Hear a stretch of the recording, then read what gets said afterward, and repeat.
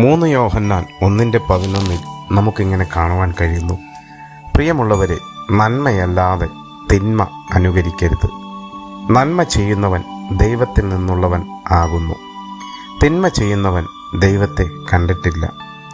അപ്പോസ്തലനായ യോഹന്നാൻ തൻ്റെ ലേഖനത്തിലൂടെ നമ്മോടായി പറയുന്നു, നന്മയല്ലാതെ തിന്മ അനുകരിക്കരുത്.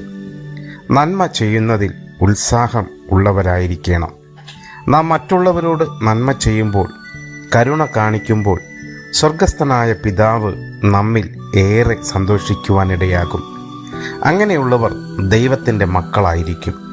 എന്നാൽ മറ്റുള്ളവർക്ക് തിന്മ ചെയ്യുന്നുവെങ്കിൽ ഒരിക്കലും അവർ ദൈവത്തിൽ നിന്നുള്ളവർ ആയിരിക്കില്ല.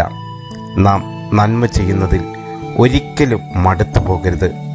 എഫേസ്യർ 5:11 പറയുന്നത് പോലെ, ആകയാൽ പ്രിയ മക്കളെന്ന പോലെ ദൈവത്തെ അനുകരിപ്പിൻ. അതെ, ദൈവത്തെ അനുകരിക്കുന്നവരായി തീരുവാൻ നമുക്ക് കഴിയട്ടെ.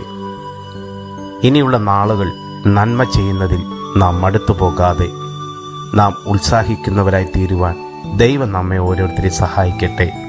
God bless you all. Amen.